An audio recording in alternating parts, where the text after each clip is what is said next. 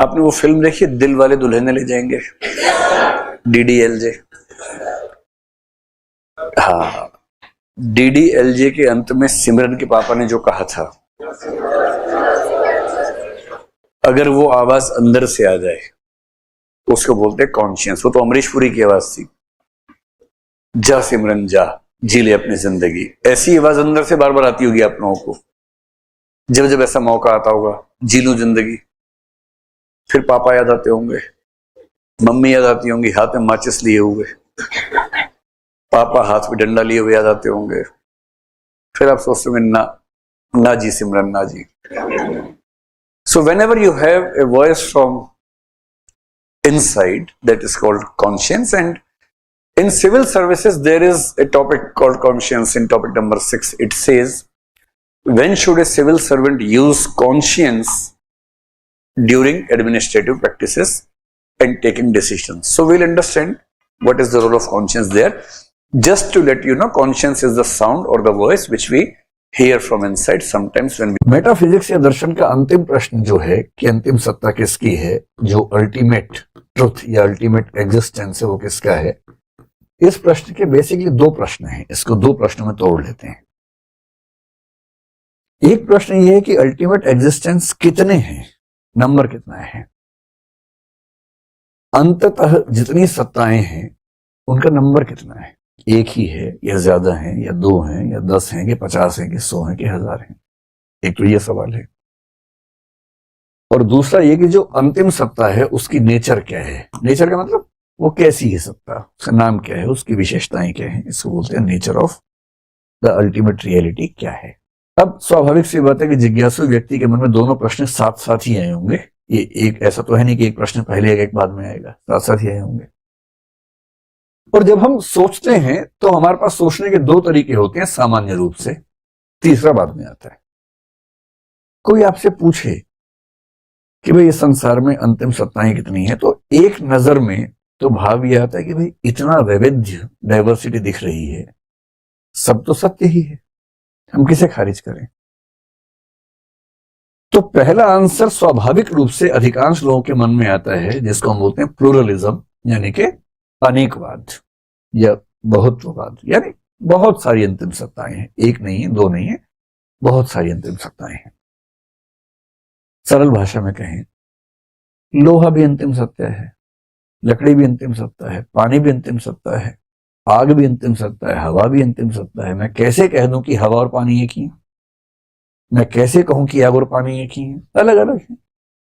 और जब इतनी सारी चीजें अलग अलग हैं तो ये मान लेते हैं कि अंतिम सत्ताएं बहुत सारी हैं, इसमें कहां कोई दिक्कत है।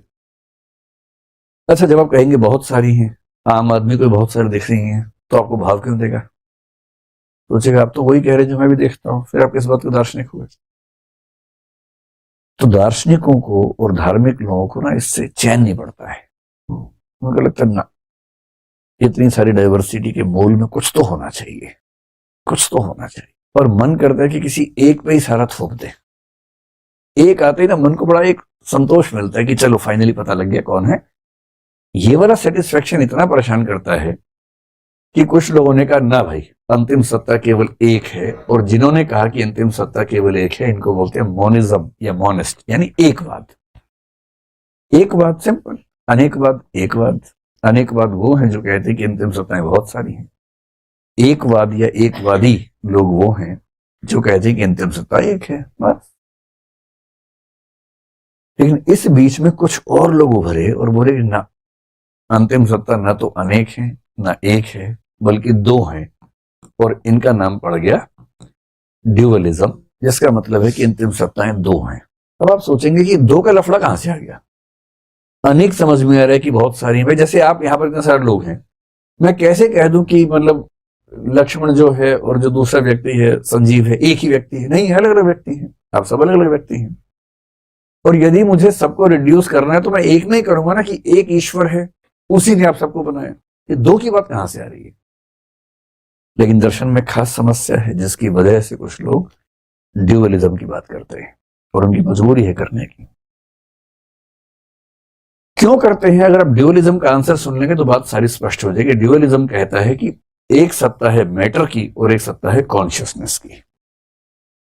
मैटर को हिंदी में बोलते हैं जड़ पदार्थ या भौतिक पदार्थ। कॉन्शियसनेस को हिंदी में बोलते हैं चेतना या चेतन पदार्थ या चेतना कह लीजिए उसको। ये सारा खेल कैसे हो रहा है, अगर इन दोनों को समझेंगे तो पूरी कहानी स्पष्ट हो जाएगी, पूरी की पूरी कहानी स्पष्ट हो जाएगी। क्या कहानी है देखिए, ये मैटर कॉन्शियसनेस की कहानी कैसे काम करती है। इस दुनिया में जितनी चीजें हैं ना, हम कोशिश करते हैं सबको सेट करते हैं कि एक के अंदर ही सेट हो जाए, कोशिश करके देखते हैं, ठीक। तो मैं जितनी भी चीजों को बांटूंगा तो मैं पाऊंगा कि या तो मैं उनको एक वर्ग मैटर में सेट कर सकता हूं, या मैं उनको एक दूसरे वर्ग कॉन्शियसनेस यानी कि चेतना में एडजस्ट कर सकता हूं। जैसे लोहा है, लोहे को कहां रखेंगे आप, तो आयरन यहां आ गया। पानी कहां आएगा, यहीं आ जाएगा। आग कहां आएगी, आग भी यहीं आ जाएगी। हवा कहां आएगी, हवा भी यहां आ जाएगी। कई लोग बोलते हैं कि हवा यहां आएगी, नहीं, हवा वहां नहीं आएगी, हवा भी मैटर है। ये सब कुछ यहां आ जाएगा। लोहा, लकड़ी, जो जो भी आपको समझ में आता हो इस तरह की चीजें, वो सब यहां आ जाएंगी। लेकिन अगर मैं आपसे पूछूं कि एक चीज है विचार, थॉट, थॉट भी तो है ना दुनिया में। हम सब लोग थॉट सोचते हैं, थॉट्स हमारे मन में आती हैं। फिर आपके मन में एक चीज आती है इमोशन। जब लोग दीवाने होकर बोलते हैं, ऐसे करते हैं, मैं तेरे लिए जान दे सकता हूं, ये बकवास है। यहां जो दिल है वो केवल पंपिंग करता है ब्लड की। जब बहुत ज्यादा इमोशन है तो सिर के दाईं तरफ हाथ रख के बोल रहे हैं मैं तेरे लिए जान दे सकता हूं, क्योंकि राइट हेमिस्फीयर ऑफ माइंड में इमोशंस आते हैं। इमोशंस यहां नहीं आते हैं, ये कल्पनाएं हैं। इमोशंस यहां आते हैं, राइट साइड में आते हैं। तो अगली बार जब किसी को अंगूठी उंगूठी पहनाओ तो ऐसे करके बोल रहे मैं तेरे लिए जान दे सकता हूँ, राइट साइड में। लेफ्ट में लॉजिक होता है ज्यादा, राइट में इमोशन ज्यादा काम करते हैं। तो जब आपके दिमाग में विचार ज्यादा है तो आपके दिमाग का लेफ्ट वाला हिस्सा ज्यादा एक्टिव है। जब इमोशन ज्यादा है तो दिमाग का राइट हिस्सा एक्टिव है। और ये तो बिल्कुल एक्टिव, मतलब ये तो हमेशा एक्टिव रहता है। इसका काम तो ब्लड की पंपिंग करना, ब्लड की सफाई करना है। ये ब्लड सफाई नहीं करेगा तो मर जाएंगे 2 मिनट के अंदर। तो ये तो करता ही रहेगा। इससे कोई लिंक आपके इमोशंस का नहीं है। लेकिन अफवाह फैली हुई है, लोग कविताएं लिख रहे हैं दिल पे, लेकिन दरअसल दिल की कोई भूमिका इमोशंस में है नहीं। थॉट्स हैं, इमोशंस हैं। इसके अलावा कभी कभी आपकी विल पावर भी काम करती है कि मैं आज तो सिगरेट छोड़ ही दूंगा, मुझे कसम है मेरी मैया की, अगर मैंने सिगरेट पी तो। और विल पावर से आदमी कई बार छोड़ भी देता है कुछ चीजें, या कुछ चीजें शुरू करता है। कल से सुबह 5 बजे उठ के प्राणायाम करना ही करना है, और मान लीजिए सच में कर लिया तो विल पावर है इसका मतलब। नहीं कर पाए तो विल पावर की कमी है। ये विल पावर क्या चीज है? ये विल पावर भी तो कॉन्शियस वाली चीज है ना। थिंकिंग का मामला हो, इमोशंस का मामला हो, विल पावर का मामला हो, इन्हीं से जुड़ी बहुत सारी और भी चीजें हैं। कोई राय है आपकी, ओपिनियन है। ये ओपिनियन क्या चीज है? आपका कोई बिलीफ है, विश्वास है आपको, यहां तक कि अंधविश्वास मान लीजिए, सुपरस्टिशन है, वो क्या है? अब आपके मन में कभी कभी आ रहा होगा कि ये क्लासिफिकेशन जैसे हो रहा है, इसका आधार क्या है? मैं आपको आधार बताता हूं। आपने कुछ ऐसे लोगों को सुना होगा कि आपको पता है कि आत्मा पर रिसर्च करते हुए एक व्यक्ति ने आत्मा का वजन बताया 21 ग्राम की आत्मा होती है। एक रिसर्च है, बाद में खारिज हो गई वैसे वो रिसर्च, लेकिन कुछ मतलब मैं ऐसे शब्दों का प्रयोग करने से बचता हूं, लेकिन मैं कहना चाह रहा हूं कि ऐसे मूर्खों की बातें मत आइएगा। ये बहुत बड़ी मूर्खता वाली बात है अगर कोई आत्मा का वजन 21 ग्राम बता रहा है तो। क्यों? क्योंकि जितने लोग आत्मा को मानते हैं उनमें से अधिकांश ये मानते हैं कि आत्मा एक कॉन्शियस चीज है, और कॉन्शियस चीज का वजन नहीं हो सकता। इसलिए आत्मा का वजन बताना एक तरह का गधापन है अगर आप उसे कॉन्शियस मान रहे हैं तो। हालांकि कुछ लोग आत्मा को कॉन्शियस नहीं भी मानते, वो ऐसी बात करना समझ में आता है, लेकिन जो कॉन्शियस मानते हैं, जो कि ज्यादातर लोग हैं, आपने ये भी सुना होगा कि एक बार एक आदमी मरने वाला था, उसके कमरे की सारी खिड़कियां दरवाजे बंद कर दिए गए, कोई जगह नहीं छोड़ी गई, और जैसे ही वो मरा कांच टूट गया। मुझे नहीं पता कांच क्यों टूटा कि नहीं टूटा, लेकिन अगर टूटा है तो उसकी वजह कुछ और रही होगी, ज्यादा गर्मी हो गई होगी, ये सब वजह रही होगी। क्योंकि आत्मा को निकलने के लिए कांच तोड़ने की जरूरत नहीं, क्योंकि आत्मा विचार जैसी है। एक बात ऐसी हुई कि कमरा बंद है, विचार नहीं आ रहे मेरे मन में। आप सोच के देखिए, या शीशा लगा से धूप नहीं आ रही। धूप तो भौतिक वस्तु है। जब धूप जैसी भौतिक वस्तु, धूप क्या है? प्रकाश क्या है? इलेक्ट्रोमैग्नेटिक वेव है। जिसको आइंस्टीन ने साबित किया कि प्रकाश केवल वेव नहीं है, पार्टिकल भी है, फोटॉन्स उसका नाम दिया, उसी में नोबेल प्राइज मिला उसको। धूप जैसी चीज जो प्रकाश है, जो कि भौतिक वस्तु है, जब वो शीशा तोड़े बिना अंदर आ सकती है, तो चेतना, शुद्ध चेतना, जिसका मतलब है विचार, भावना।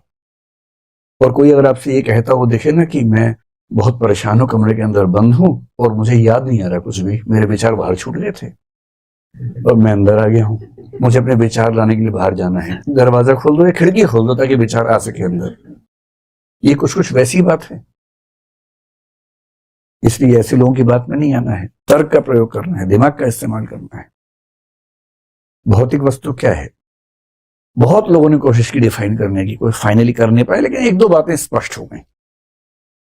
भौतिक वस्तु का पहला लक्षण यह है कि वो स्थान जरूर घेरती है, उसमें एक्सटेंशन होता है, यानी वो स्पेस लेती है, उसमें वॉल्यूम होता है। ये सबसे बेसिक कैरेक्टरिस्टिक है। जो भी चीज स्थान घेरती है वो भौतिक वस्तु है। सिंपल है। ये नहीं कि वो मोटी होगी, पतली होगी, उसको छू सकते हैं, नहीं। कई चीजें आप छू नहीं पाएंगे, लेकिन वो स्थान घेरेंगे। कुछ भी मास एंड वॉल्यूम आप कह लीजिए, लेकिन बहुत सरल भाषा में बोलते हैं कि वो स्थान घेरती है। ठीक। दूसरा कि भौतिक वस्तु जैसी भी हो, उसको कभी ना कभी किसी ना किसी तरीके से, जो हमारी इंद्रियां हैं, इनके समझते हैं आप, ये जो है 5 सेंसेस हैं, सेंस ऑर्गन्स हैं, इन 5 सेंस ऑर्गन्स में से किसी ना किसी सेंस ऑर्गन से इन्हें परसीव किया जा सकता है, प्रत्यक्ष किया जा सकता है, ज्ञान प्राप्त किया जा सकता है। लेकिन इसका मतलब ये नहीं है कि नंगी आंखों से आप देख लेंगे। माइक्रोस्कोप बनाएंगे तो भी देखेंगे तो आंखों से ही। हो सकता है कि माइक्रोस्कोप बनाने के बाद देख पाए, हो सकता है कि टेलीस्कोप बनाने के बाद देख पाए, लेकिन टेलीस्कोप में अगर इतनी ताकत है तो खुद देख ले अपने आप। देख तो नहीं पाएगा ना, टेलीस्कोप तो आपके देखने की क्षमताएं बड़ी कर देगा, माइक्रोस्कोप बहुत छोटी चीजें देखने की क्षमता आपकी पैदा कर देगा। कुछ यंत्र आपकी सुनने की क्षमताएं बढ़ा देंगे, लेकिन सुनने की क्षमता तो आपकी इंद्रियों में ही है ना, कहीं और से तो आएगी नहीं। जो भी भौतिक पदार्थ है वो किसी न किसी ज्ञानेंद्रिय से जाना जा सकता है, बेशक कुछ इंस्ट्रूमेंट्स और डिवाइसेस की मदद से जाना जाए। अब बताइए हवा क्या है? भौतिक है, क्योंकि हवा को टच होती है, स्थान घेरती है हवा। इलेक्ट्रोमैग्नेटिक वेव्स हमारे जैसे प्रकाश है, प्रकाश आप आंख से मतलब प्रकाश को फील कर सकते हैं। धूप अगर है तो आपकी बॉडी पे टच होती है, समझ में आता है कि प्रकाश है। जो इलेक्ट्रॉन्स बह रहे हैं किसी तार के अंदर, जिसको हम करंट कहते हैं, छू के देखिए पता लग जाएगा एकदम कि भौतिक है कि नहीं है। कुछ लोग बड़ी गोलूपन की बात करते हैं, एनर्जी जो है, एनर्जी चेतन नहीं, एनर्जी चेतन नहीं है। एनर्जी भी भौतिक वस्तु है, क्योंकि मास और एनर्जी को आप कन्वर्ट करते हैं, इसका मतलब है कि भौतिक वस्तु है। इलेक्ट्रॉन्स का प्रवाह भौतिक वस्तु है, चेतन नहीं है। हाँ, किसी ने बहुत बढ़िया बात आपसे कही, आपके मन में एनर्जी आ गई, मोटिवेशन आ गया, वो एक अलग एनर्जी है। यहां उसकी बात नहीं हो रही है। फिजिकल चीजों से बनने वाली जो एनर्जी है, वो एनर्जी भी फिजिकल है, चाहे वो प्रवाह के रूप में हो, किसी भी रूप में हो। आपने आग, कोयले में आग लगा के उसकी हीट से, उसकी भाप से टरबाइन चला के बिजली बना रही, ये सब कुछ भौतिक है। बिजली भी भौतिक है, भाप भी भौतिक है, टरबाइन का चलना, गति भी भौतिक है। ये सब मटेरियल चीजें हैं। कॉन्शियसनेस वो है जिस पर ये दोनों बातें लागू नहीं होती हैं, वो स्थान नहीं घेरती है। और ना आप इन 5 इंद्रियों से, छठी इंद्रिय जिसको मन कहते हैं, वो अलग चीज है।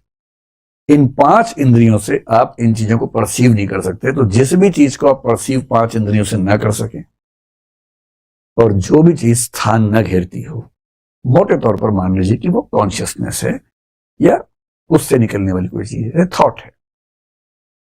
क्या आप बता सकते हैं कि आपका कौन सा विचार दूसरे विचार की तुलना में लंबा है, मोटा है, आगे खड़ा है, पीछे बैठा है? नहीं बता सकते। भावना भी स्थान नहीं घेरती है ना। आपने कभी अपने आप से कहा हो कि मैं अच्छाई की भावना लाना चाहूं, पर बुराई की भावना आगे खड़ी हुई है, जगह नहीं दे रही उसको। ये बुराई तो हट ताकि अच्छाई आगे आ सके। नहीं, कुछ मतलब नहीं इन बातों का, क्योंकि स्थान नहीं घेरते हैं। और 5 इंद्रियों से आप नहीं देख सकते। आप अपनी आंख से अपने विचार को नहीं देख सकते, कुछ भी कर लें। कंसेप्चुअलाइज करना पड़ेगा, और कंसेप्ट बनाने की प्रक्रिया चेतन प्रक्रिया है, जिस पर सुकरात ने बहुत काम किया। भारत में कई लोगों ने, न्याय दर्शन ने बहुत काम किया उस पर, लेकिन कोई ये नहीं कहता कि भौतिक वस्तु है। इतना गहरा सोचते सोचते आ गए कि हम सारी भौतिक वस्तुओं को तो एक मान लेंगे कि भाई ये सब अंदर ही अंदर एक ही है, देखने में अलग है, लोहा लकड़ी पानी बिजली सब एक ही है, हवा भी एक ही है, क्योंकि इन सब में एक कॉमन फैक्टर तो है कि सामर्थ्य हैं। और जितनी ये सब चीजें हैं ये सब भी अंदर ही अंदर एक हैं, क्योंकि इनमें भी कॉमन फैक्टर है कि ये स्थानीय घेरते और ये परसेप्टेबल नहीं है, ये हमारे 5 इंद्रियों से 5 सेंसेस से परसेप्शन नहीं हो सकता, प्रत्यक्ष नहीं हो सकता, अनुभव नहीं हो सकता। लेकिन कोई मुझसे कहे कि मैं इन दोनों को मिला के एक कर दूं, वो कैसे करूंगा? और जो लोग यहां के रुक जाते हैं उनको बोलते हैं ड्यूअलिस्ट, कि भाई अंतिम रूप से 2 सत्ताएं हैं, एक भौतिक एक चेतन।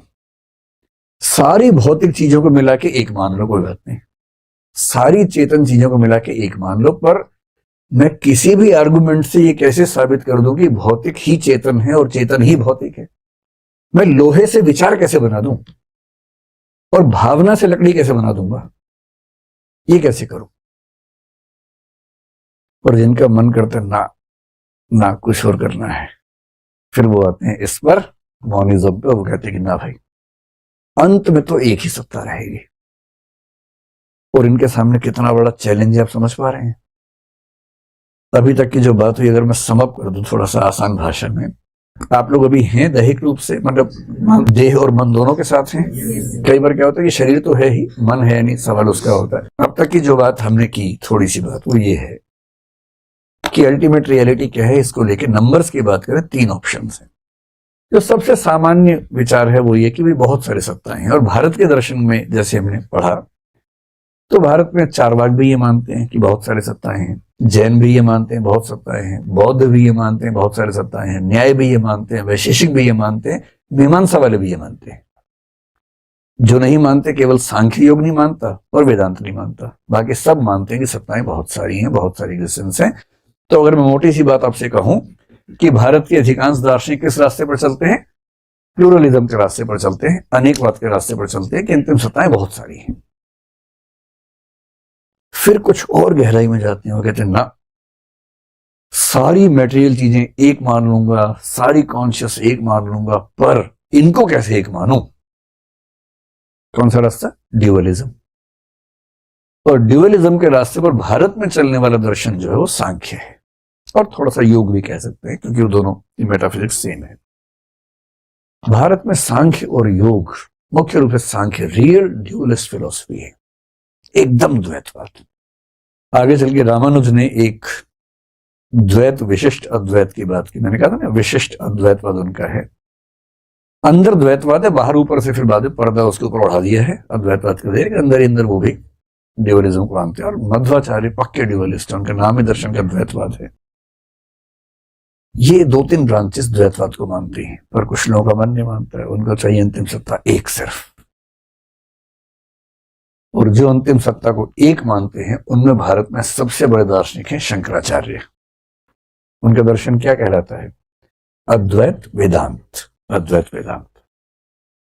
सच बात तो है कि रामानुज भी, वल्लभाचार्य भी, निम्बार्काचार्य भी, जिनके दर्शन विशिष्टाद्वैतवाद, शुद्ध अद्वैतवाद और द्वैताद्वैतवाद है, ये भी अंततः मोनिज्म की बात करते हैं, पर ये थोड़ा बीच में कुछ किंतु परंतु लगाते हैं। जो एक दर्शन कोई किंतु परंतु नहीं लगाता है उसका नाम है शंकराचार्य का अद्वैतवाद या अद्वैत वेदांत। थोड़ी सी मात्रा में हम बौद्ध दर्शन की एक परंपरा माध्यमिक शून्यवाद है, उसको भी इसमें रखेंगे, लेकिन जब उसको पढ़ेंगे तब समझेंगे, तभी उसमें डाउट में नहीं जाना है। ऐसे पश्चिम में बहुत सारे दार्शनिक हैं। अब मेरे ख्याल से आप समझ गए कि संख्याओं के हिसाब से दर्शन 3 प्रकार के होते हैं, और सबकॉन्शियस इतना पावरफुल होता है कि अगर उसे कोई कंट्रोल कर सके तो वो कुछ भी कर सकता है। सामने चलिए आना, तू पान की दुकान पे 3:30 बजे, तो ये सपना आने का मतलब दरअसल ये है, उस चौकीदार का एक ही काम है कि अंदर से कोई इच्छा बाहर आ ना पाए, दबी रहे अंदर। वो इच्छाएं इतनी अनैतिक हैं अपनी प्रकृति में। हिप्नोटिज्म, हिप्नोसिस सबकॉन्शियस के लेवल पे होता है। जब हम अपनी किसी इच्छा को दबाते हैं तो वो इच्छा चेतन से दबकर अवचेतन में चली जाती है। इच्छाएं 3 तरह की हैं। एक वो जिन्हें जब चाहे पूरा कर सकते हैं, मन तड़प रहा होगा, तलब की एक सुट्टा मार लेता किसी तरह से।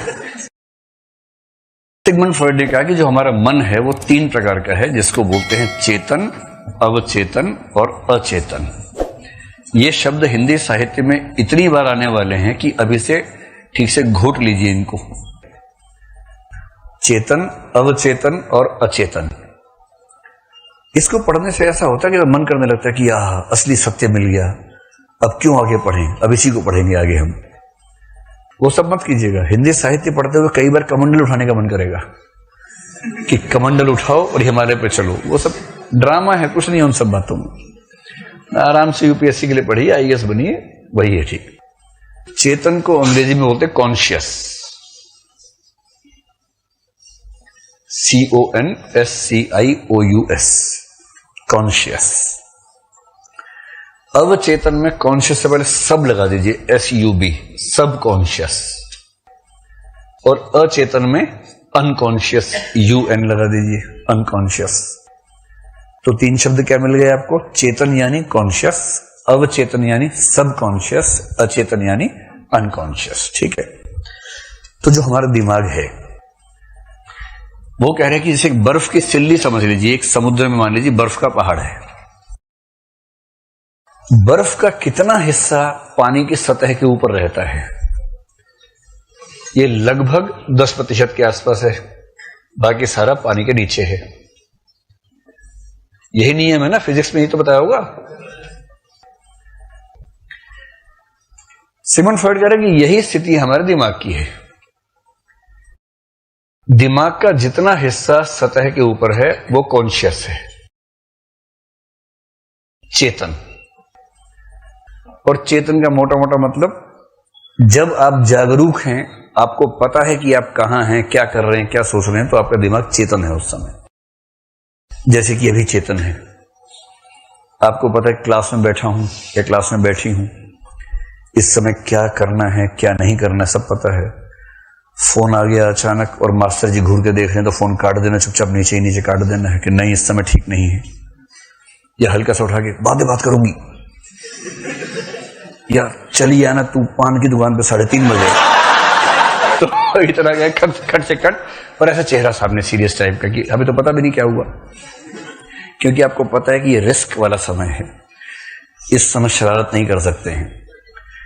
कुछ ऐसे भी होंगे बच्चे जिनको थोड़ा आदत होगी स्मोकिंग वगैरह करने की, उनका बहुत मन तड़प रहा होगा तलब कि एक सुट्टा मार लेता किसी तरह से, पर पता है कि यहां नहीं मार सकते हैं, और यहां अगर एक लगाए तो बड़ा भारी पड़ने वाला है, तो दबा रहे हैं कि अभी नहीं, रुक जा रे मन, रुक जा रे मन, बस 20 मिनट रह गए हैं, नीचे जाके 2 लगा लूंगा, अभी थोड़ी देर शांत रहो। अभी आप ये जो चल रहा है ना आपके मन में, इसको बोलते हैं कि आप कॉन्शियस माइंड में हैं। आप यहां है, आपको पता था क्लास में आ रहे हैं, इससे आपकी ड्रेसिंग सेंस ऐसी है जो क्लास के लायक है। आप जिन कपड़ों में शाम के बाद होते हैं वो पहन के नहीं आते क्लास में, क्योंकि आपको पता है असभ्य कहलाए जाएंगे अगर वो सब पहन के आ जाएंगे। तो आप जानते हैं कि भाई क्लास में जा रहे हैं तो डिसेंट बन के जाना है, इंसान बन के जाना है, कंगी वंगी कर लो ठीक से, झाड़ झंखाड़ लेके नहीं जाना है इस तरह से। ये कॉन्शियस माइंड है, सोच समझ के कर रहे हैं। ठीक है। कॉन्शियस माइंड में इच्छाएं आती रहती हैं तरह तरह की, जो कि सामान्य बात है। इच्छाएं 3 तरह की हैं। एक वो जिन्हें जब चाहे पूरा कर सकते हैं, जैसे मान लीजिए क्लास करते हुए अचानक इच्छा है कि पानी पी लूं, तो पी लो, इसमें क्या दिक्कत है। बहुत जोर से इच्छा हो रही है पानी पीने की, तो बोतल उठाओ पी लो पानी, इसमें क्या दिक्कत है। बाहर जाके पी के आ जाओ, या कोई पड़ोसी वड़ोसी होगा जो पनघट से पानी लाया होगा, उससे मांग के पी लीजिए, उसमें क्या है, कोई ना कोई तो होगा ही। ऐसी इच्छा जिसको लेकर कोई दबाव नहीं है, आप पूरी कर सकते हैं। कुछ इच्छाएं ऐसी होंगी जो आएंगी और उसको लेकर दबाव है कि अभी पूरा नहीं कर सकते, बाद में कर सकते हैं।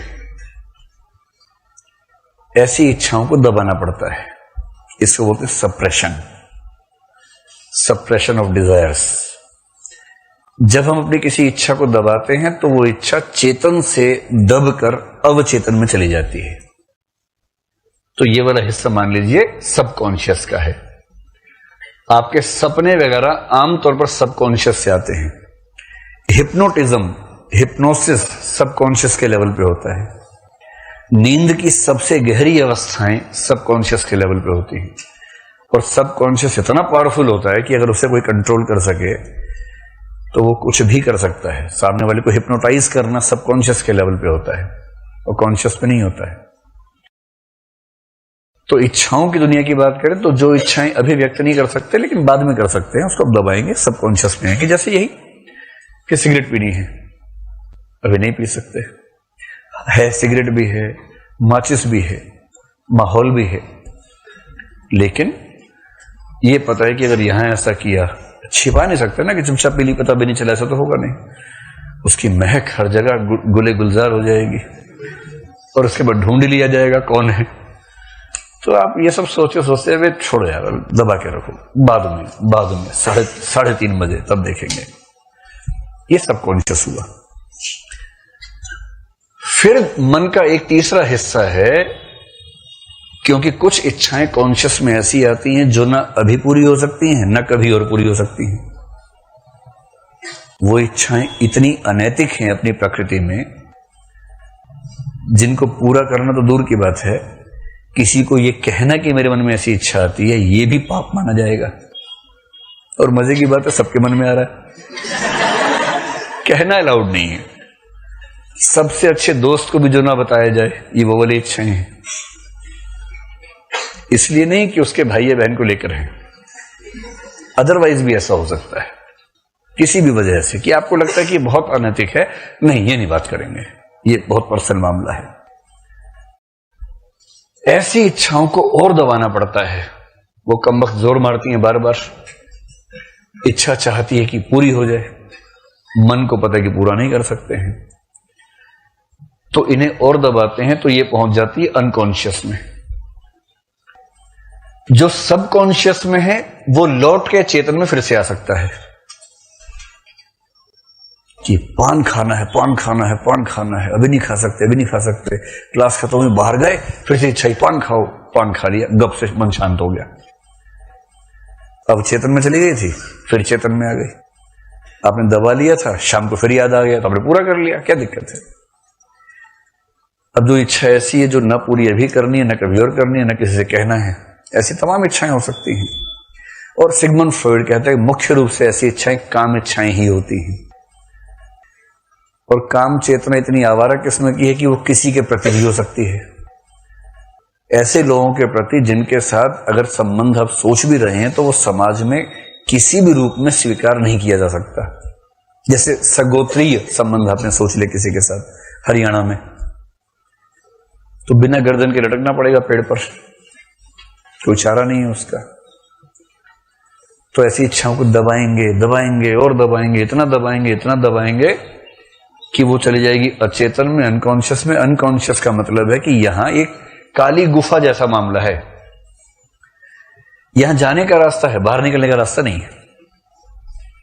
और बाहर निकलने का जो एक रास्ता है, उसके पास में बैठा एक चौकीदार। ये सब सिगमंड फ्रॉइड बता रहे हैं। चौकीदार का सिद्धांत दिया उसने, थियरी ऑफ गेटकीपर बोलते हैं उसको, चौकीदार का सिद्धांत। उस चौकीदार का एक ही काम है कि अंदर से कोई इच्छा बाहर आ ना पाए, दबी रहे अंदर। इसलिए जब किसी इच्छा को बाहर आना होता है वो चेहरा बदल के आती है, क्योंकि चौकीदार है गधा एक नंबर का, चेहरा बदलते नहीं पहचान पाता, आधार कार्ड नहीं मांगता उसका, चेहरा बदल के आएगी, समझता कोई और है तो तुम जाओ, ठीक है कोई बात नहीं। और जो सिगमंड फ्रॉइड कहना चाह रहा है वो ये कि हमारी सबसे दबी हुई इच्छाएं चेहरा बदलकर सपनों या कल्पनाओं में सामने आती हैं। उसने सारे सपनों की व्याख्या कर दी कि यह सपना आने का मतलब दरअसल ये है, मतलब रहस्यवाद की व्याख्या कर दी कि रहस्यवाद क्यों होता है। उसको गर्भ के दौरान के अनुभवों के अचेतन स्तर से उसकी व्याख्या की। बहुत रोचक व्याख्या है सिगमंड फ्रॉइड ने। और उसने कहा कि अब आप सोच के देखिए कि आप किसी व्यक्ति का मूल्यांकन आमतौर पर करते हैं केवल उस बात से जो उसने आपके सामने कही है। वो चेतन है, मुश्किल से 10%। उसका 90% व्यक्तित्व उसके अवचेतन और अचेतन में है। अवचेतन जिसे वो जानता है किंतु आप नहीं जानते, अचेतन जिसे वो भी नहीं जानता। और फिर आप केवल 10% देख के बोलते कि इंसान बड़ा अच्छा है, हमने उससे बात की है, यहां तो शादियां हो जाती हैं 5 मिनट की बातचीत के आधार पे। लड़के के घर वाले लड़की के घर वाले सारे घेर के बैठे हैं, फिर बोलते तुम दोनों बात कर लो। सब उठ के चले जाते हैं, बाहर कान लगा लेते हैं दीवार में ऐसे करके। फिर लड़का पूछता है आपकी क्या हॉबीज हैं। ये तो इंपॉर्टेंट क्वेश्चन है, पहले से तैयार किया हुआ है। लड़की बता रही है सास ससुर की सेवा करना मेरी हॉबी है। लड़का बाग बाग, क्या बात है यार, यही पत्नी चाहिए थी, मेरे माँ बाप का ध्यान रखेगी। फिर लड़की उससे आपकी क्या हॉबी है। लड़का कह रहा है खाना बनाना, पत्नी को घुमाना, शॉपिंग पे ले जाना, ये सब हॉबीज हैं।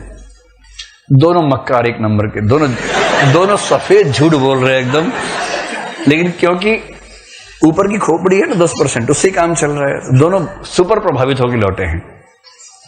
लड़के के माँ बाप पूछे क्या पापा, बस क्या बताऊं पापा, आपकी सेवा हो जाए, मुझे यही तो इच्छा है। लड़की भी कह रही बहुत अच्छा, शॉपिंग करवाएगा और देखिए खाना बनाता है। देखिए आजकल ऐसा लड़का मिलता है कहीं। मैंने पूछा शराब पीते हो। बोला नहीं, एकदम नहीं पीता हूं शराब में, शराब नहीं पीता, सिगरेट नहीं पीता, गुटखा नहीं खाता। ऐसा लड़का आजकल मिलता है कोई इतना सज्जन? ऊपर से मार्केटिंग करवाएगा, शॉपिंग करवाएगा। अभी उसको पता नहीं है कि सब झूठ है, फरेब है, इसमें एक भी चीज सस्ती निकलने वाली आगे चलकर। दोनों प्रभावित हो गए, शादी हो गई। 6 महीने बाद झगड़ते हुए अपने घर पहुंचे, क्योंकि 6 महीने बाद सच सामने आ जाता है। 2, 4, 5, 6 महीने तो एक विशेष काल है जिस समय 7वें आसमान पे होते हैं लोग। उसके बाद जमीन पे धम से गिरते हैं, तब समझ में आता है कि गलती हो गई है। तो कौन, ये तो भैंस टाइप का इंसान मिल गया मुझे, तो ठीक व्यक्ति है ही नहीं। तो अचेतन जो है ना, वो कंट्रोल करता है हमारे माइंड को। और सिगमंड फ्रॉइड ने कहा किसी को समझना है तो उसके अचेतन को समझो, उसके अवचेतन को समझो। और मनोविश्लेषण जो है वो तरीका है किसी व्यक्ति के अवचेतन और अचेतन को समझने का, जिसपे सिगमंड फ्रॉइड ने ऐसी रिसर्च की, हजारों केसेस पे रिसर्च करके तब निष्कर्ष निकाले। आप समझ सकते हैं कि उसका क्या असर रहा होगा उस जमाने में। उसको पढ़ के हिंदी के भी कुछ लोग बावले हो गए। उनमें से 3 का नाम लिखा हुआ था, कहां चले गए? जैनेन्द्र, इलाचंद्र जोशी और अज्ञे। उनको लगा अरे अब तो सब खत्म हो गया, इसको पढ़ लिया, अब तो कुछ बचा नहीं जीवन में, ऐसी फीलिंग आने लगी। We are in the ethical dilemma. अच्छा, कभी आपने सोचा कि आत्मा का वजन कितना होता है, आत्मा की लेंथ कितनी होती है, आत्मा का साइज क्या होता है? कभी सोचा आपने इस बारे में? बहुत लोग मानते हैं कि आत्मा का साइज हो ही नहीं सकता, क्योंकि आत्मा कॉन्शियस चीज है। जैसे आपके विचार का साइज नहीं होता। आप कहें कि आज मेरे मन में 2.5 किलो की फीलिंग आ रही है, ऐसा कभी नहीं बोलते ना आपकी मेरी फीलिंग में वजन कितना है, या आज मेरे मन में जो विचार आया वो रेक्टेंगुलर विचार आ रहा है। रेक्टेंगल का विचार आ सकता है, पर विचार रेक्टेंगुलर नहीं हो सकता ना अपने आप में, विचार तो विचार है। तो जो थॉट्स हैं, फीलिंग्स हैं, कॉन्शियस चीजें हैं, उनका आकार, उनका वजन, ये सब नहीं होता है। लोग मानते हैं कि आत्मा भी वैसी चीज है, ईश्वर भी वैसा ही है। अगर ईश्वर है तो कॉन्शियस है। आप ईश्वर का आकार मत पूछिए कि कितना लंबा, कितना चौड़ा, कितना मोटा है, मत पूछिए, वो भद्दा सवाल है, नहीं पूछना चाहिए। अब जैन लोगों ने एक बड़ी यूनिक बात कह दी। एक बार शंकराचार्य से पूछा गया कि भाई आत्मा का साइज क्या है? बोले अरे पागल, ब्रह्म ही आत्मा है। तो अस्तिकाय में हमें केवल 2 चीजों पर गौर करना है, जीव यानी आत्मा के बारे में क्या कहते हैं, और अजीव के अंतर्गत ये पुद्गल से बना है सारा संसार। अभी पुद्गल को समझेंगे 5 मिनट में संक्षेप में। पहले समझिए कि आत्मा क्या है। आत्मा बड़ा टेढ़ा मामला होता है। आप सबको भरोसा है ना कि आत्मा है आपके अंदर? पक्का है? देखी है आप लोगों ने कभी किसी और की आत्मा देखी हो?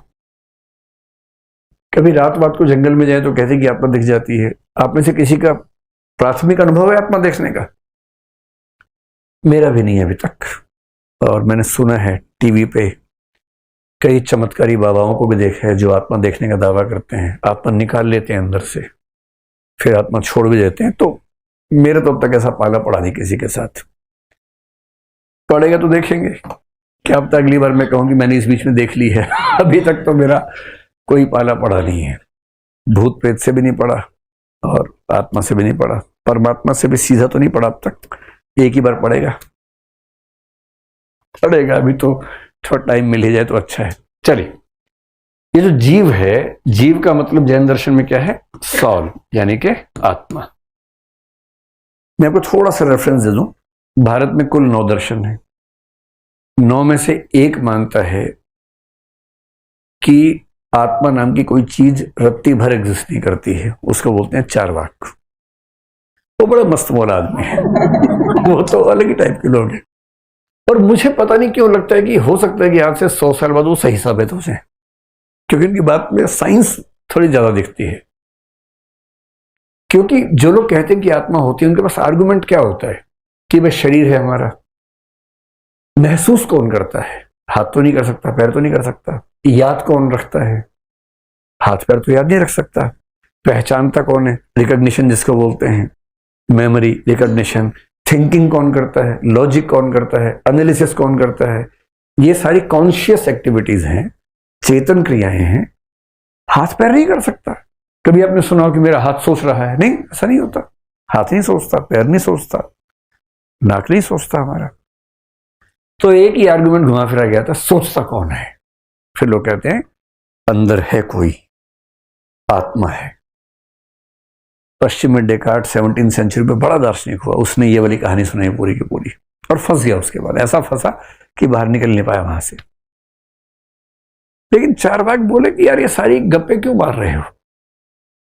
और चारवाक उस टाइम के लोग थे जब साइंस का डेवलपमेंट नहीं हुआ था। आज तो चारवाक आग लगा देते अगर आज के जमाने में होते। बोलते भाई ये बताओ कि जो कंप्यूटर है उसकी मेमोरी आपसे बेहतर है, उसकी लॉजिकल कैपेसिटी आपसे बेहतर है, गणित आपसे तेज सॉल्व करता है। अब तो आर्टिफिशियल इंटेलिजेंस भी आ गई है, अब तो लैंग्वेज में भी आपसे आगे निकल गया पिछले 3 महीने में। जब से जनरेटिव एआई आ गई है, लार्ज लैंग्वेज मॉडल्स आ गए हैं, आपको मानना पड़ेगा कि लैंग्वेज के मामले में भी वो हमसे आगे निकल गए। हम 1-2, जैसे मुझे 2 भाषाएं आती हैं ठीक से, 2-3 बोलियां आती हैं, हरियाणवी आती है, थोड़ी 1-2 बोलियां और आती हैं। पर एक आर्टिफिशियल इंटेलिजेंस वाले कंप्यूटर को केवल एक चिप डालने की देर है, वो कहेगा मुझे 350 भाषाएं आती हैं और परफेक्शन से आती हैं। वो रियल टाइम में एक लैंग्वेज सुन के दूसरे में जवाब दे सकता है, हम नहीं दे सकते। हमें दुनिया के कुल भूगोल में से 0.00001% रास्ते पता होंगे। जैसे मुझे यहां से पता है कि सीपी जाना हो तो रास्ता कैसे मुझे पता है, करोलबाग जाना हो रास्ता पता है, दिल्ली उस रास्ते पता है। कोई मुझे अफ्रीका में छोड़ दे के रास्ता बताओ, मैं नहीं बता पाऊंगा, पर मेरा फोन बता देगा, क्योंकि उसके पास जीपीएस इनेबल्ड वो डिवाइस है, उसको पता है सारे रास्ते। तो सोचने के मामले में, मेमोरी के मामले में, एनालिसिस के मामले में, लॉजिक के मामले में, मेमोरी रिट्रीवल के मामले में, रिटेंशन के मामले में, जितने मामलों में हम सोचते थे कि आत्मा है, उन सब मामलों में भौतिक वस्तु हमसे आगे निकल चुकी हैं। और चारवाक यही कह रहा था कि ये जो शरीर है ना, ये खास तरीके से बना है। वो समझा नहीं पा रहा था, न्यूरोसाइंस नहीं पढ़ी थी उसने बेचारे ने। न्यूरोसाइंस बनी कब है? अभी मुश्किल से 100 साल पहले पहली बार दिमाग के अंदर एक्सपेरिमेंट्स होने शुरू हुए। और कायदे से तो ये सारी जो झगड़ा है मुश्किल से पिछले 60 साल का है, जब हमने ईईजी जैसे एक्सपेरिमेंट्स किए, इलेक्ट्रोएन्सेफेलोग्राफ करना शुरू किया, दिमाग के ऊपर इलेक्ट्रोड्स लगा के अंदर की जो इंपल्सेस हैं, जो इलेक्ट्रिकल इंपल्सेस हैं, उनको स्टडी किया। और हम समझ पा रहे हैं कि जब मैं इमोशनल होता हूं तो मेरी खोपड़ी के कौन से हिस्से में ज्यादा वाइब्रेशंस होते हैं, और जब मैं सोचता हूं तो खोपड़ी के कौन से हिस्से में ज्यादा उस समय इंपल्सेस आती हैं। और आजकल कई लोग कहने लग गए हैं कि सोचना, महसूस करना, ये सब जो है खोपड़ी के, दिमाग के, ब्रेन के अलग अलग हिस्सों के इलेक्ट्रिकल एक्टिविटीज हैं, उससे ज्यादा कुछ नहीं है। ये कहते हैं, अभी साबित नहीं हुआ है कुछ भी। अभी डिबेट है, कॉन्शियसनेस के बारे में बहुत डिबेट है। अभी कहीं मौका मिलेगा तो उससे हम बात करेंगे। उस पर मैंने भी इस बीच में बहुत सारी किताबें मंगवा ली हैं, आजकल पढ़ रहा हूं उन सबको, साइंस के भी और जो नए एक्सपेरिमेंट्स हैं न्यूरो साइंस के, वो भी। कुछ क्लैरिटी नहीं है अभी तक, पर चारवाक कहना यह चाह रहा है कि जैसे कंप्यूटर है वैसे हमारा शरीर है, जैसे कंप्यूटर के अंदर सॉफ्टवेयर है, हमारे अंदर भी सॉफ्टवेयर है। और एक सिंपल तरीके से उसकी भाषा में न्यूरो साइंस इंपल्सेस वो नहीं आ रहा, पर वो कह ही रहा है कि शरीर के अंदर कुछ क्रियाएं इस तरह से होती है कि चेतना या चिंतन अपने आप पैदा हो जाता है। बुद्ध कह रहे हैं कि ना, आत्मा तो नहीं है। बुद्ध भी कह रहे हैं आत्मा नहीं है, पर वो कह रहे हैं कि चेतना एक नदी की तरह है, एक रिवर की तरह फ्लो करती है। और उसी फ्लो करने में जैसे पानी की एक बूंद अगले बूंद को रिप्लेस करती है, अगली बूंद अगले को रिप्लेस करती है, हर क्षण रिप्लेसमेंट हो रहा है। नदी कोई वस्तु थोड़ा है। आप जिस नदी में आज नहाएंगे और कल नहाएंगे, क्या सेम पानी है? सारा पानी चेंज हो गया है। ऐसी चेतना है, चेंज होता जा रहा है, पर एक कॉन्टिन्यूटी बनी हुई है। जैसे समाज में हर 100 साल में सब लोग मर जाते हैं, पर समाज बना हुआ है, ठीक वैसे चेतना है, हम उसको गलती से आत्मा कह देते हैं। बाकी सातों दार्शनिक आत्मा को मानते हैं, जैन भी उनमें से एक है, तो आत्मा को मानते हैं। ये मानते हैं कि आत्मा है और बहुत सारी आत्माएं हैं, हम सबके पास एक एक आत्मा है। सीधी सी बात है, एक से ज्यादा भी हो सकती है वैसे। कभी आपने सुना कि उसके अंदर 3 आत्माएं हैं? नहीं, एक ही है ना आमतौर पर, जनरली हम सबके पास। लेकिन अभी इन प्रिंसिपल एक से ज्यादा आत्माएं साबित होने वाली है, इन प्रिंसिपल, प्रैक्टिकली नहीं। तो कहते हैं कि जैसे अनेकांतवाद का मतलब तो है कि अनेक मतलब पक्ष है, अनेकात्मवाद का मतलब होता है कि आत्माएं अनेक हैं। तो जैन लोग अनेकात्मवादी हैं, अनेक जीववादी हैं कि बहुत सारी आत्माएं। फिर एक सवाल और आता है कि आत्मा में जो चेतना है, चेतना यानी कॉन्शियसनेस, कॉन्शियसनेस यानी ये क्वालिटी कि हम फील कर सकते हैं, सोच सकते हैं, महसूस कर सकते हैं, इसको बोलते हैं चेतना। ये कॉन्शियसनेस कहां से आती है आत्मा के अंदर? 2 तरीके हो सकते हैं, 3 तरीके होते हैं दरअसल। कुछ लोग कहते हैं कि आत्मा और कॉन्शियसनेस एक ही चीज है। आत्मा में कॉन्शियसनेस नहीं है, कॉन्शियसनेस आत्मा में नहीं है, कॉन्शियसनेस ही आत्मा है, जैसे शंकराचार्य ऐसा मानते हैं। कुछ कहते हैं कि आत्मा एक चीज है, उसके अंदर कॉन्शियसनेस हमेशा रहती है। आपको ध्यान है, गुण पर्यायवत द्रव्यम, जो मैंने कहा था, कुछ चीजें नित्य हैं, कुछ अनित्य हैं, कुछ हमेशा रहती हैं, कुछ आती जाती रहती हैं। तो कुछ लोग मानते हैं कि आत्मा एक वस्तु है, आत्मा में चेतना हमेशा रहती है, चेतना के बिना आत्मा एग्जिस्ट कर ही नहीं सकती है, आत्मा में हमेशा चेतना है, जैसे जैन लोग कहते हैं। और एक तीसरा भी है, जैसे न्याय वैशेषिक है, वो क्या बोलते हैं, आत्मा है, चेतना उसमें नहीं होती है, चेतना एक समय के बाद डेवलप होती है। जैसे जब आप पैदा हुए थे उस समय मुंह नाक कान लेके पैदा हुए होंगे, पर मूछें नहीं थी उस समय किसी की, है ना, जो लड़कों की बात कर रहा हूं। मूछ उम्र के साथ आती है, दाढ़ी उम्र के साथ आती है। क्या किसी बच्चे को देख के कोई बोलते कि अरे तो उसकी मूछ ही नहीं है, तो लड़का ही नहीं? ऐसा सुना आपने कभी? क्योंकि सबको पता है कि जब पैदा हुआ है तो मूछ है नहीं, आएगी समय के साथ। जब उम्र आएगी, प्यूबर्टी आएगी, तो उसके बाद मूछ आएगी, दाढ़ी आएगी, इसमें क्या दिक्कत है? इसको बोलते हैं आगंतुक धर्म, समय के साथ आने वाली चीज। न्याय दर्शन बोलता है कि आत्मा तो शुरू से है, पर चेतना उसमें एक समय के बाद आती है, और मोक्ष में भी चेतना नहीं होती है, केवल आत्मा रह जाती है। पत्थर जैसा उनका कंसेप्ट आत्मा का है। तो जैन फिलॉसफी ये कह रही है कि जो चेतना है ये इसका नित्य लक्षण है, यानी कि गुण है, पर्याय नहीं है, हमेशा चेतना रहती है। और ये लोग शंकराचार्य से मिलती जुलती बात यहां पर कहते हैं। शंकराचार्य ने कहा कि मोक्ष कोई नई चीज नहीं है, पहले से है, बस पर्दा हटा देना है। ये जैन कहते हैं जो जीव है इसमें 4 चीजें अनंत मात्रा में होती हैं। इन 4 चीजों के समुच्चय को बोलते हैं अनंत चतुष्टय। अनंत मात्रा में 4 चीजें हमारी आत्मा में अनंत मात्रा में 4 चीजें हमारी आत्मा में हैं, शुरू से ही है, हमेशा है। क्या क्या है वो? उसमें से एक है अनंत ज्ञान। सोचिए, सारा ज्ञान पहले से है, तो मैं आपको क्या बता रहा हूं, ये आपके अंदर पहले से है, बस पर्दा पड़ा हुआ है। मैं थोड़ा सा पर्दा हटा रहा हूं, इतना सा। किस दिन पूरा हट गया अगर पर्दा, तो फिर आप केवली हो जाएंगे। केवली कौन है समझते हैं?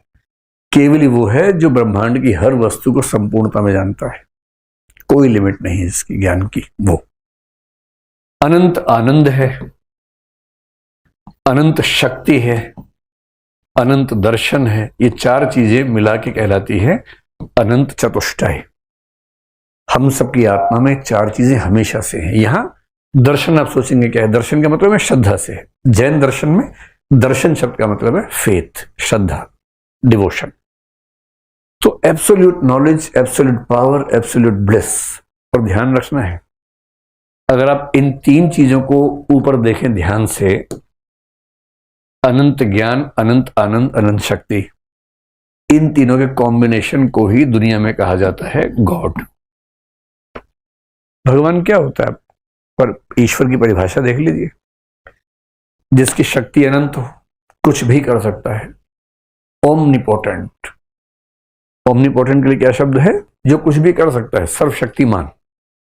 दूसरा क्या होता है? सर्वज्ञ। सर्वज्ञ का मतलब ओमनिशिएंट, अनंत ज्ञान जिसके पास अनंत शक्ति है, अनंत ज्ञान है, अनंत आनंद है, इतना ब्लिस में है, उससे किस चीज की कमी है? हम सब बोलते हैं शाम को, अरे यार बोर हो रहे हैं, खालीपन सा है। भगवान बोर होता होगा कभी? वो तो इतना ब्लिस किस स्टेट में है कि बोरियत होने का मतलब ही नहीं, क्योंकि वो अनंत आनंद में है। जो 3 लक्षण भगवान के माने गए हैं, वो 3+1 जैन दर्शन हर आत्मा के अंदर डाल देता है। बस ये है कि एक पर्दा सा पड़ा होता है जिसको बंधन कहते हैं, उस बंधन के वजह से हमें पता नहीं होता, लेकिन हर जीव के अंदर अनंत चतुष्टय है। इसके बाद जैन दर्शन ने एक ऐसी बात कह दी है जो थोड़ी सी विवादास्पद है। यहां जो मैंने कहा था चेतना वाली बात, ये वही है, चैतन्य लक्षणों जीवा, जीव का लक्षण है चैतन्य, उसमें तो चैतन्य होता ही होता है। ये जो अगली बात है लंबी सी, पढ़ के भी घबराहट हो रही होगी आपको इसको, ये ऐसी कौन सी बात कहती है? अच्छा, कभी आपने सोचा कि आत्मा का वजन कितना होता है, आत्मा की लेंथ कितनी होती है, आत्मा का साइज क्या होता है? कभी सोचा आपने इस बारे में? बहुत लोग मानते हैं कि आत्मा का साइज हो ही नहीं सकता, क्योंकि आत्मा कॉन्शियस चीज है। जैसे आपके विचार का साइज नहीं होता। आप कहें कि आज मेरे मन में 2.5 किलो की फीलिंग आ रही है, ऐसा कभी नहीं बोलते ना आपकी मेरी फीलिंग में वजन कितना है, या आज मेरे मन में जो विचार आया वो रेक्टेंगुलर विचार आ रहा है। रेक्टेंगल का विचार आ सकता है, पर विचार रेक्टेंगुलर नहीं हो सकता ना अपने आप में, विचार तो विचार है। तो जो थॉट्स हैं, फीलिंग्स हैं, कॉन्शियस चीजें हैं, उनका आकार, उनका वजन, ये सब नहीं होता है। लोग मानते हैं कि आत्मा भी वैसी चीज है, ईश्वर भी वैसा ही है। अगर ईश्वर है तो कॉन्शियस है। आप ईश्वर का आकार मत पूछिए कि कितना लंबा, कितना चौड़ा, कितना मोटा है, मत पूछिए, वो भद्दा सवाल है, नहीं पूछना चाहिए। अब जैन लोगों ने एक बड़ी यूनिक बात कह दी है। एक बार शंकराचार्य से पूछा गया कि भाई आत्मा का साइज क्या है? बोले अरे पागल, ब्रह्म ही आत्मा है, एक ही ब्रह्म है। शंकर ये नहीं मानते कि हम सब की आत्माएं अलग अलग हैं, एक ही आत्मा है बस। हम सब तो भ्रांति के शिकार हैं। एक ही आत्मा है, वही ब्रह्म है, उसकी कोई लिमिट नहीं है, एब्सोल्यूट है। इसको बोलते हैं विभु परिमाणवाद, कि आत्मा जो है किसी भी लिमिट से परे, एब्सोल्यूट, इस आकार की आत्मा है। न्याय दर्शन फंस गया। उसने कहा इतनी बड़ी कर देंगे तो हर शरीर में कैसे घुसाएंगे? हर बॉडी के अंदर होनी चाहिए आत्मा। तो उसने कहा कि आत्मा होती है, बहुत छोटी सी होती है, इतनी सी होती है, एकदम इतनी सी। यही डेकार्ट फंस गया था। डेकार्ट ने कहा कि आत्मा शरीर के अंदर होती है। पूछा कहाँ होती है? तो बड़ी लंबी लंबी कहानी सुना के बोला पीनियल ग्लैंड में होती है। पीनियल ग्लैंड आजकल तो ब्रेन के एक हिस्से को बोलते हैं पीनियल ग्लैंड, उसके हिसाब से यहाँ इसके आसपास कहीं होना चाहिए था पीनियल ग्लैंड। कुछ लोग मानते हैं कि नहीं, ब्रेन के अंदर ही बोल रहा था। पीनियल ग्लैंड के अंदर आत्मा होती है। उससे पूछा अच्छा थोड़ा समझाओ जरा। शरीर और आत्मा के बीच का लिंक एस्टेब्लिश करने के लिए पीनियल ग्लैंड होता है। लोगों ने अच्छा ये बताओ, शरीर एकदम भौतिक है, आत्मा एकदम अभौतिक है, इनके बीच में कैसे कम्युनिकेशन हो रहा है? जैसे मैं यूं कहूं कि एक इलेक्ट्रिक स्टैंड है, यहां एक विचार खड़ा हुआ है, एक विचार और इस लकड़ी की मेज में कैसे बातचीत होगी? इसकी प्रॉपर्टीज एकदम अलग है, उसकी एकदम अलग है, कम्युनिकेशन कैसे होगा? तो उसने बड़ा सोच के बोला, छक्का मारा उसने नोबल पे, कहा कि एक पीनियल ग्रंथि होती है, पीनियल ग्लैंड होता है, स्प्रिंग जैसा होता है, बॉडी में कुछ होता है तो इसकी मूवमेंट होती है, इसकी मूवमेंट से उसे पता लग जाता है। आत्मा में कुछ होता है तो ये मूव करती है, उससे बॉडी को पता लग जाता है। लोगों ने कहा वाह डेकार्ट, वाह क्या बताया है, कमाल ही कर दिया। बस एक बात और बता दो कि ये जो पीनियल ग्लैंड है ये भौतिक है कि चेतन है? और बात आ गई ग्राउंड जीरो पे, क्योंकि इसका कोई जवाब नहीं है। अगर ये भौतिक है तो समस्या वहीं की वहीं है, चेतन है तो भी समस्या वहीं की वहीं है। कनेक्शन कैसे होगा? इन चीजों से बचने के लिए न्याय दर्शन ने बड़ी सुंदर बात कही कि आत्मा होती है बहुत छोटी सी होती है। तो लोगों ने कहा फिर ये बताओ कि हाथ में चोट होती है तो फीलिंग कैसे आती है? बोले जैसे दीपक छोटा सा होता है पर प्रकाश हर जगह फैल जाता है, ठीक वैसे ही आत्मा छोटी सी होती है किंतु उससे चेतना पूरे शरीर में व्याप्त हो जाती है। लोगों ने कहा वाह क्या एग्जाम्पल दिया है, मजा आ गया। इसको बोलते हैं अणुपरिमाणवाद कि आत्मा एटॉमिक साइज की है, एटम जैसे साइज की है, छोटी सी है, पूरी बॉडी में उसका इफेक्ट रहता है लेकिन साइज बहुत छोटा है। हालांकि न्याय दर्शन से अगर आप पूछेंगे कि आत्मा का साइज निकाला कैसे, और या ये सवाल पूछेंगे कि अगर साइज है तो भौतिक होगा क्योंकि साइज तो भौतिक चीज का होता है, तो बहुत मुश्किल सवाल है। हालांकि न्याय दर्शन की जो आत्मा है वो कुछ कुछ भौतिक है तो वो शायद बच जाएंगे, बाकी लोग नहीं बच पाएंगे। अब जैन दर्शन से लोगों ने कहा बताओ भैया बताओ आत्मा का साइज कितना है? तो मुझे नहीं पता ऐसा क्यों कहा, लेकिन उन्होंने एक नया सिद्धांत दिया जो दुनिया में किसी के पास नहीं। ये दुनिया में सबसे यूनिक विचार दिया। शंकराचार्य ने इस विचार का बड़ा मजाक बनाया। क्या विचार दिया? उन्होंने कहा कि आत्मा का जो आकार है वो शरीर के आकार के बराबर होता है। जैसे शरीर में आत्मा होती है उस शरीर के आकार की ही आत्मा हो जाती है। लोगों ने अपना माथा ठनका, बोले ठीक से समझाओ, भी नहीं समझ आ रहा हम तो। बोले सिंपल है, शरीर जितने आकार का है उसी आकार की आत्मा है। आत्मा को समझिए जैसे पानी है, जिस पात्र में जाता है उसी आकार का हो जाता है, उसी तरह से आत्मा भी जिस शरीर में जाती है उस आकार की हो जाती है। फिर समझाने के लिए बोले पिपीली का पुद्गलम प्राप्य पिपीली का भवती, हस्ती पुद्गलम प्राप्य हस्ती भवती। ये देखने में आतंकवादी वाक्य लग रहा है, बहुत आसान है। इसका मतलब बहुत आसान है। पिपीली का होती है चींटी, पुद्गल का मतलब शरीर, पुद्गल का मतलब भौतिक, तो यहां शरीर के सेंस में चींटी का शरीर प्राप्त होता है, पिपीली का भवती, तो आत्मा चींटी जैसी हो जाती है। हस्ती का मतलब होता है हाथी, हाथी का शरीर प्राप्त होता है तो हाथी जैसी हो जाती है। तो जो आत्मा है, आत्मा का साइज उस शरीर के साइज के मुताबिक एडजस्ट होता है जिस शरीर में वो होती है। तो लोगों ने बड़ा मजाक बनाया, बोले अच्छा इसका मतलब अगर कोई बच्चा मोटा हो जाए खा खा के उसकी आत्मा बढ़ती जा रही है, इसका मतलब तो अगर शरीर से आत्मा ऐसे बढ़ेगी और इसका मतलब जब बच्चा बड़ा हो तो उसकी आत्मा भी बढ़ रही है साथ साथ। तो जैन दर्शन के लोगों ने कहा भैया थोड़ा ठीक से समझो, ये मजाक नहीं है। लेकिन जो विस्तार है आत्मा का वो भौतिक वस्तु के विस्तार जैसा नहीं है। कैसे? जैसे ये फोन जहां है, जिस भी जगह पर है, क्या ठीक उसी जगह पर ये पेन हो सकता है? नहीं हो सकता। ये हटेगा तो पेन यहां आ सकता है। जब तक ये फोन यहां पर है ये पेन नहीं जा सकता इसका। और इसका मतलब जब बच्चा बड़ा हो तो उसकी आत्मा भी बढ़ रही है साथ साथ। तो जैन दर्शन के लोगों ने कहा भैया थोड़ा ठीक से समझो, ये मजाक नहीं है। लेकिन जो विस्तार है आत्मा का वो भौतिक वस्तु के विस्तार जैसा नहीं है।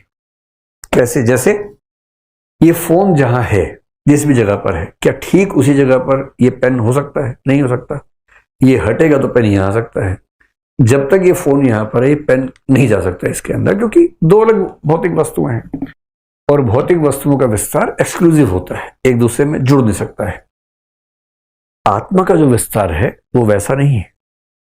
जैसे इस कमरे में एक लाइट, उन्हीं के एग्जांपल दे रहा हूं, उस समय लाइट नहीं होती तो उस समय दीपक होता था, तो मैं दीपक के बदले बल्ब लगा रहा हूं। इस कमरे में एक लाइट हमने ऑन की मान लीजिए, तो वो लाइट एक जगह तक रहेगी, पूरे में फैल जाएगी, पूरे में फैलेगी। फिर आपने पीछे की साइड में एक लाइट और ऑन कर दी। अब इन दोनों लाइट्स का प्रकाश एक्सक्लूसिव है या मर्ज हो गया आपस में? मर्ज हो गया। ठीक वैसे ही आत्मा का जो विस्तार है वो आपस में मर्ज होने वाला है। वो भौतिक विस्तार की तरह नहीं है, एक्सक्लूसिव नहीं है। और इसका मतलब थ्योरेटिकली उन्होंने कहा कि एक शरीर में एक से ज्यादा आत्माएं भी साथ साथ हो सकती हैं। हालांकि ऐसा होता नहीं है, पर दो आत्माओं का एक जगह पर होना इसमें कोई कॉन्ट्राडिक्शन नहीं है, क्योंकि उनका विस्तार भौतिक वस्तु के विस्तार जैसा ना होकर के अमूर्त वस्तु के विस्तार जैसा है, चेतन वस्तु के विस्तार जैसा है। इस सिद्धांत को कि शरीर के अनुसार उसका आकार बनता है, इसको भारत में बोलते हैं मध्यम परिमाणवाद, जो कि शंकराचार्य के विभु परिमाणवाद और न्याय दर्शन के अणु परिमाणवाद के बीच की स्थिति है। न्याय क्या बोल रहा है? छोटी सी आत्मा होती है। शंकर क्या बोल रहे हैं? पूरे ब्रह्मांड को एक आत्मा, मतलब वो स्पेस में नहीं कहना चाह रही कि उसको हम समझें, लेकिन अगर समझें तो एब्सोल्यूट है, कोई लिमिट नहीं है उस आकार की। ये क्या बोल रहे हैं? शरीर के आकार के अनुसार आत्मा होती है, और इसीलिए हाथ में भी चोट लगे तो फील होता है, पैर में लगे तो फील होता है। इसका मतलब आत्मा पूरे शरीर के साथ संपर्क में रहती है, और इसी विचार को उन्होंने मध्यम परिमाणवाद कहकर अपनी बात कन्वे की। जो आत्माएं हैं दो तरह की हैं, एक है बद्ध जो हम सब हैं, मुक्त का मतलब जिनको मोक्ष मिल गया, जो मोक्ष मिल के पार हो गए। जैसे तो जो हमारा दिमाग है वो कह रहे हैं कि जैसे एक बर्फ की सिल्ली समझ लीजिए, एक समुद्र में मान लीजिए बर्फ का पहाड़ है। बर्फ का कितना हिस्सा पानी की सतह के ऊपर रहता है? ये लगभग 10% के आसपास है, बाकी सारा पानी के नीचे है। यही नियम है ना, फिजिक्स में ही तो बताया होगा। सिमन फ्रॉइड कह रहे हैं कि यही स्थिति हमारे दिमाग की है। दिमाग का जितना हिस्सा सतह के ऊपर है वो कॉन्शियस है, चेतन। और चेतन का मोटा मोटा मतलब जब आप जागरूक हैं, आपको पता है कि आप कहां हैं, क्या कर रहे हैं, क्या सोच रहे हैं, तो आपका दिमाग चेतन है उस समय। जैसे कि अभी चेतन है, आपको पता है क्लास में बैठा हूं या क्लास में बैठी हूं, इस समय क्या करना है क्या नहीं करना है सब पता है। फोन आ गया अचानक और मास्टर जी घूर के देख रहे हैं तो फोन काट देना, चुपचाप नीचे ही नीचे काट देना है कि नहीं इस समय ठीक नहीं है, या हल्का सा उठा के बाद में बात करूंगी, या चली आना तू पान की दुकान पे 3:30 बजे। तो इतना गया खट से कट, और ऐसा चेहरा सामने सीरियस टाइप का कि अभी तो पता भी नहीं क्या हुआ, क्योंकि आपको पता है कि ये रिस्क वाला समय है, इस समय शरारत नहीं कर सकते हैं। कुछ ऐसे भी होंगे बच्चे जिनको थोड़ा आदत होगी स्मोकिंग वगैरह करने की, उनका बहुत मन तड़प रहा होगा, तलब कि एक सुट्टा मार लेता किसी तरह से, पर पता है कि यहां नहीं मार सकते हैं, और यहां अगर एक लगाए तो बड़ा भारी पड़ने वाला है, तो दबा रहे हैं कि अभी नहीं, रुक जा रे मन, रुक जा रे मन, बस 20 मिनट रह गए हैं, नीचे जाके 2 लगा लूंगा, अभी थोड़ी देर शांत रहो। अभी आप ये जो चल रहा है ना आपके मन में, इसको बोलते हैं कि आप कॉन्शियस माइंड में हैं। आप यहाँ, आपको पता था क्लास में आ रहे हैं, इससे आपकी ड्रेसिंग सेंस ऐसी है जो क्लास के लायक है। आप जिन कपड़ों में शाम के बाद होते हैं वो पहन के नहीं आते क्लास में, क्योंकि आपको पता है असभ्य कहलाए जाएंगे अगर वो सब पहन के आ जाएंगे। तो आप जानते हैं कि भाई क्लास में जा रहे हैं तो डिसेंट बन के जाना है, इंसान बन के जाना है, कंगी वंगी कर लो ठीक से, झाड़ झंखाड़ लेके नहीं जाना है इस तरह से। ये कॉन्शियस माइंड है, सोच समझ के कर रहे हैं, ठीक है। कॉन्शियस माइंड में इच्छाएं आती रहती हैं तरह तरह की, जो कि सामान्य बात है। इच्छाएं 3 तरह की हैं। एक वो जिन्हें जब चाहे पूरा कर सकते हैं, जैसे मान लीजिए क्लास करते हुए अचानक इच्छा आई कि पानी पी लूं, तो पी लो, इसमें क्या दिक्कत है। बहुत जोर से इच्छा हो रही है पानी पीने की, तो बोतल उठाओ पी लो पानी, इसमें क्या दिक्कत है। बाहर जाके पी के आ जाओ, या कोई पड़ोसी वड़ोसी होगा जो पनघट से पानी लाया होगा, उससे मांग के पी लीजिए, उसमें क्या है, कोई ना कोई तो होगा ही। ऐसी इच्छा जिसको लेकर कोई दबाव नहीं है, आप पूरी कर सकते हैं। कुछ इच्छाएं ऐसी होंगी जो आएंगी और उसको लेकर दबाव है कि अभी पूरा नहीं कर सकते, बाद में कर सकते हैं। ऐसी इच्छाओं को दबाना पड़ता है, इसको बोलते हैं सप्रेशन, सप्रेशन ऑफ डिजायर्स। जब हम अपनी किसी इच्छा को दबाते हैं तो वो इच्छा चेतन से दबकर अवचेतन में चली जाती है। तो ये वाला हिस्सा मान लीजिए सबकॉन्शियस का है। आपके सपने वगैरह आमतौर पर सबकॉन्शियस से आते हैं। हिप्नोटिज्म, हिप्नोसिस सबकॉन्शियस के लेवल पे होता है। नींद की सबसे गहरी अवस्थाएं सबकॉन्शियस के लेवल पे होती हैं, और सबकॉन्शियस इतना पावरफुल होता है कि अगर उसे कोई कंट्रोल कर सके तो वो कुछ भी कर सकता है। सामने वाले को हिप्नोटाइज करना सबकॉन्शियस के लेवल पे होता है, और कॉन्शियस पे नहीं होता है। तो इच्छाओं की दुनिया की बात करें तो जो इच्छाएं अभी व्यक्त नहीं कर सकते लेकिन बाद में कर सकते हैं, उसको आप दबाएंगे, सबकॉन्शियस में है। कि जैसे यही कि सिगरेट पीनी है, अभी नहीं पी सकते, है सिगरेट भी है, माचिस भी है, माहौल भी है, लेकिन ये पता है कि अगर यहां ऐसा किया, छिपा नहीं सकते ना कि चुपचाप पी ली, पता भी नहीं चला, ऐसा तो होगा नहीं। उसकी महक हर जगह गुले गुलजार हो जाएगी और उसके बाद ढूंढ लिया जाएगा कौन है। तो आप ये सब सोचते हुए छोड़ो यार, दबा के रखो, बाद में 3:30 बजे तब देखेंगे। ये सब कॉन्शियस हुआ। फिर मन का एक तीसरा हिस्सा है, क्योंकि कुछ इच्छाएं कॉन्शियस में ऐसी आती हैं जो ना अभी पूरी हो सकती हैं, ना कभी और पूरी हो सकती हैं। वो इच्छाएं इतनी अनैतिक हैं अपनी प्रकृति में, जिनको पूरा करना तो दूर की बात है, किसी को ये कहना कि मेरे मन में ऐसी इच्छा आती है, ये भी पाप माना जाएगा। और मजे की बात है, सबके मन में आ रहा है, कहना अलाउड नहीं है। सबसे अच्छे दोस्त को भी जो ना बताया जाए, ये वो वाली इच्छाएं हैं।